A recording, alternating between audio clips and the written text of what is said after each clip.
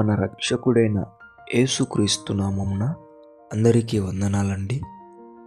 ఈరోజు దేవుని మాటలు కొలస్సీలకు రాసిన పత్రిక 3వ అధ్యాయం 15వ వచనం. క్రీస్తు అనుగ్రహించు సమాధానము మీ హృదయములలో ఏలుచుండనీయుడి. దేవుని బిడ్డలారా,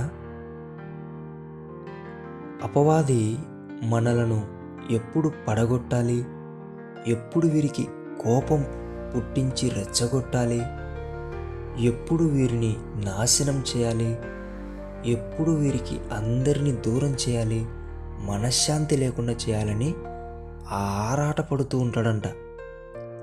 అయితే దేవుని బిడ్డలారా, ఇవన్నీ మన మీద పని చేయకుండా ఉండాలంటే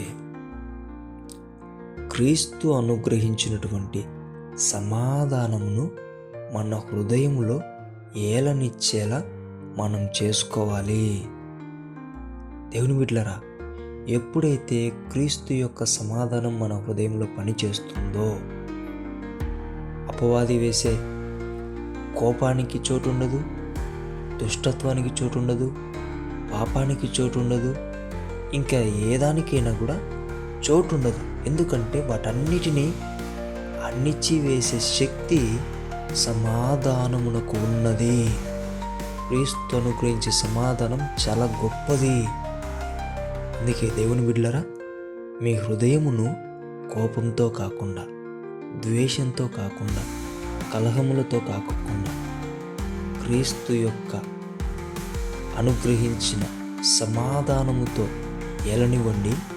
మీరన్నిటిలో విజయం పొందుకుంటారు. అపవాది నుంచి వస్తున్నటువంటి ప్రతి ఆలోచనను మీరు గెలవగలుగుతారు. దేవుని బిడ్డలారా, ప్రతి ఒక్కరూ కూడా మీ యొక్క హృదయములలో క్రీస్తు యొక్క సమాధానము ఏలనిచ్చేలా మీరు ఉండాలని దేవుని పేట మనవి చేసుకుంటున్నాను. దేవుడి మాటలను దీవించునుగాక. ప్రార్థిద్దాం. యేసయ్య, మీకు వందనాలు, స్తోత్రాలయ్యా. ఎన్ని రోజులు మా హృదయం వేటి చేత ఏలనిచ్చి మా హృదయం పాడు చేసుకున్నాం తండ్రి. ఇక నుంచి అలా కాకుండా నీవిచ్చినటువంటి సమాధానమును మా హృదయంలో ఏలనిచ్చి నీకు ఇష్టమైన బిడ్డలుగా మమ్మల్ని చేసుకోమని యేసు నామమున ప్రార్థిస్తున్నాం తండ్రి. ఆమేన్.